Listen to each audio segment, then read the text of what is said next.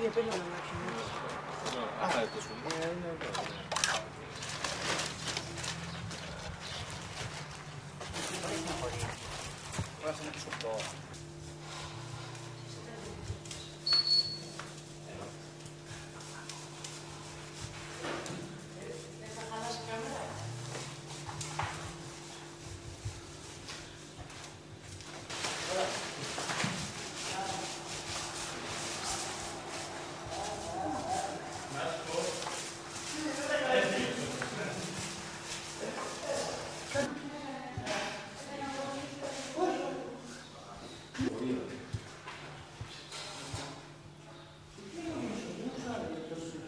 Βρισκόμαστε στις νέες εγκαταστάσεις του 300ου συστήματος προσκόπων.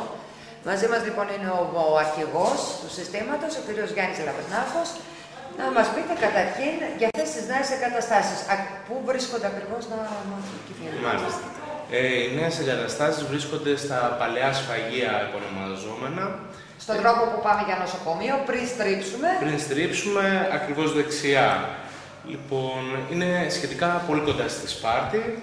Είναι ένας χώρος ο οποίος μας παραδόθηκε τέλος Δεκέμβρη του 2013 και από το Δήμο Σπάρτης με ομόφωνη απόφαση του Δημοτικού Συμβουλίου, και εδώ πρέπει να ευχαριστήσουμε θερμά τον Δήμαρχό μας, τον κύριο Σταύρο Αργητάκο, αλλά και όλο το Δημοτικό Συμβούλιο, τους επικεφαλείς όλων των παρατάξεων και όλους τους Δημοτικούς Συμβούλους που ομόφωνα αποφάσισαν να μας παραχωρήσουν αυτόν τον όμορφο χώρο, έτσι ώστε να στεγαστούν οι δραστηριότητές μας.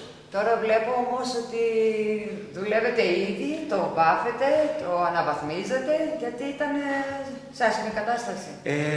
Ναι, υπήρχε ένα είδος, ας πούμε, εγκατάλειψης λόγω χρόνιας μη χρήσης.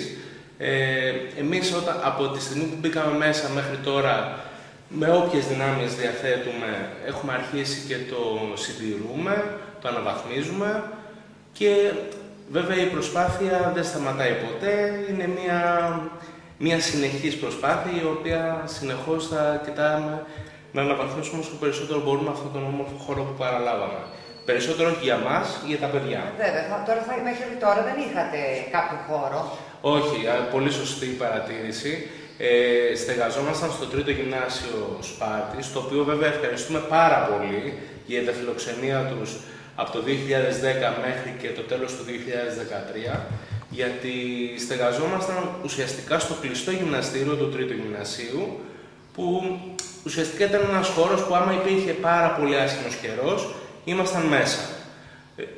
Γενικά όμως οι δραστηριότητές μας, όπως ξέρουν τουλάχιστον τα παιδιά που έχουν έρθει στους προσκόπους μας, όλες τις δραστηριότητές μας προσπαθούμε να τις κάνουμε έξω, είτε στο περιβάλλοντο χώρο της πόλης, αλλά κυρίως στη φύση. Εκεί ήταν, ας πούμε, το ορμητήριο και ευχαριστούμε πάρα πολύ το 3ο Γυμνάσιο Σπάρτης, ξαναλέω, για τη φιλοξενία του αυτή. Αυτός εδώ ο χώρος από πόσες αίθουσες αποτελείται? Είναι από 3 κύριες αίθουσες. Αυτή που είμαστε τώρα είναι η μεγαλύτερη της. Σύνολο ο χώρος είναι περίπου στα 70 τετραγωνικά. Στους 3 χώρους αυτούς έχουμε ένα μικρό χώρο ο οποίος είναι αποθήκη και τους 2 υπόλοιπους που στεγάζονται ουσιαστικά οι δραστηριότητες των παιδιών. Αυτός ο μεγαλύτερος χώρος είναι κυρίως για τα παιδιά του Δημοτικού από 7 έως 11 χρονών και ένας μικρότερος χώρος που βρίσκεται ακριβώς δίπλα είναι για τα παιδιά που είναι από 11 έως 18 χρονών. Μάλιστα, πολύ ωραία. Μα το βάφετε, λες και είσαστε επαγγελματίες και τα παιδιά έχουν δώσει τον καλύτερο τους εαυτό. Η αλήθεια είναι ότι ούτε εγώ ούτε οι υπόλοιποι έχουμε ξαναβάψει ποτέ στη ζωή μας.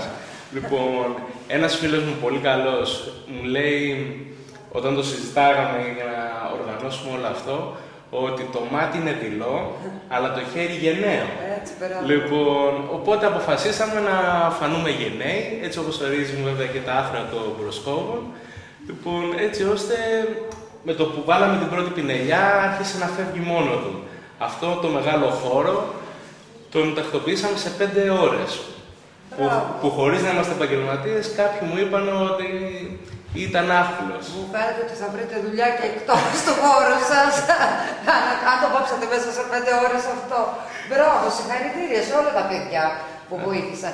Τώρα να πάμε λίγο πιο κάτω, να πούμε για τις, εάν έχετε αποφασίσει για τις εκδηλώσεις που θα κάνετε το καλοκαίρι, έχετε βγάλει κάποια απόφαση? Ναι, φυσικά. Οι δραστηριότητες μας είναι τέλος του Μαΐου, δηλαδή εβδομαδιαίες συγκεντρώσεις που συνήθως έχουμε κάθε Κυριακή από τις 5 μέχρι τις 7, εδώ σε αυτόν τον όμορφο χώρο. Λοιπόν, το καλοκαίρι ετοιμάζουμε τις κατασκηνώσεις μας. Η κατασκήνωση των Λυκοπούλων θα πραγματοποιηθεί σε χώρο κοντινό στη Σπάρτη, γύρω στα 10 με 15 χιλιόμετρα. Απλά δεν έχουμε αποφασίσει αν θα πάμε προς τα Αίγυπτο ή προς Πάρνονα. Αυτό το μελετάμε τώρα. Λοιπόν, και τα πιο μεγάλα παιδιά θα πάνε σε παραθαλάσσια περιοχή της όμορφης Λακωνίας μας, προς τη Μάνη. Μια χαρά. Κάτι άλλο που θα θέλετε να ενημερώσετε τον κόσμο?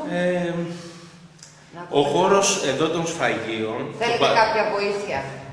Να προσφέρουν κάτι, καρέκλες, γραφεία, τέτοια πράγματα έχετε? Έχουμε τέτοια πράγματα. Το περισσότερο αυτό που θέλουμε είναι να σκεφτούμε όλοι μας, η βοήθεια προς εμάς ποιο θα είναι όχι τόσο υλική, όσο ας πούμε ψυχική. Να σκεφτούμε όλοι για τα παιδιά μας τι θέλουμε. Εμείς, όπως και οι γονείς φυσικά, θέλουν το καλύτερο για τα παιδιά τους. Για τα παιδιά τους και για τα παιδιά μας. Λοιπόν, αυτό που εμείς θέλουμε να σκεφτούν όλοι οι γονείς είναι ότι καλό είναι να βγάλουν, να οθήσουν τα παιδιά τους λίγο έξω από τους 4 τοίχους, έξω λίγο από τους υπολογιστές που κάθονται από το πρωί μέχρι το βράδυ κάποιες συγκεκριμένες ηλικίες και να τους οδηγήσουν όχι μόνο στους προσκόπους, σε όλες τις δραστηριότητες που πιστεύουν ότι θα τα βγάλουν έξω από τους 4 τοίχους. Να κάνουν πραγματικούς φίλους και όχι φίλους μέσα από το ίντερνετ ή μέσα από ένα SMS. Γιατί ξέρετε, δεν είναι μόνο το ίντερνετ. Πλέον τα παιδιά μας έχουν συνηθίσει να μιλάνε με SMS και δεν έχουν συνηθίσει να μιλάνε, δηλαδή μέσω του ηλεκτρονικού μηνύματος. Και δεν έχουν συνηθίσει να μιλάνε ο ένας δίπλα στον άλλον, άμεσα. Και αυτό είναι ένα μείον. Άσχετα που έχουμε και τα Greek English, που όλοι μιλάνε, ας πούμε, και έχουμε ξεχάσει την όμορφη ελληνική γλώσσα μας. Αυτό θέλουμε να σκεφτούν και αυτή θα είναι η καλύτερη βοήθεια για εμάς. Ωραία, λοιπόν. Κάθε Κυριακή, λοιπόν, επανέλαβε την ώρα. 5 με 7. 5 με 7. Οι γονείς να φέρουν τα παιδιά τους εδώ. Από 7 χρονών μέχρι 87 που μέχρι 87 θα έρθουν μόνοι τους, πιστεύω. Να περάσουν 2-3 ώρες δημιουργικά. Ακριβώς, ακριβώς. Το κυρίως σύνθημα είναι, ειδικά στα μικρά παιδιά, μαθαίνουμε παίζοντας και όσο μεγαλώνουν οι ηλικίες, παίζουμε με δημιουργικότητα και περιπέτεια μέσα στη φύση. Γιάννη, θα το βάψετε και απ' έξω? Αυτός είναι ο στόχος μας. Ξεκινήσαμε από μέσα γιατί το θεωρούσαμε λίγο πιο δύσκολο. Το απ' έξω βέβαια υπάρχει ένα θεματάκι. Χρειάζεται περισσότερο στοκάρισμα από ό,τι το προϋπολογίζαμε. Είδαμε τον, πώς το λέμε, τον νεαρό? Το Σταύρο, το Σορότο, ναι. Να σπατουλάρει. Να πούμε και το εξής, ότι οι βοηθοί μου, οι συνεργάτες μου, είναι το επιτελείο του 30ου Συστήματος Προσκόπων Σπάρτης, το οποίο αποτελείται αυτή τη στιγμή που βρίσκομαστε εδώ,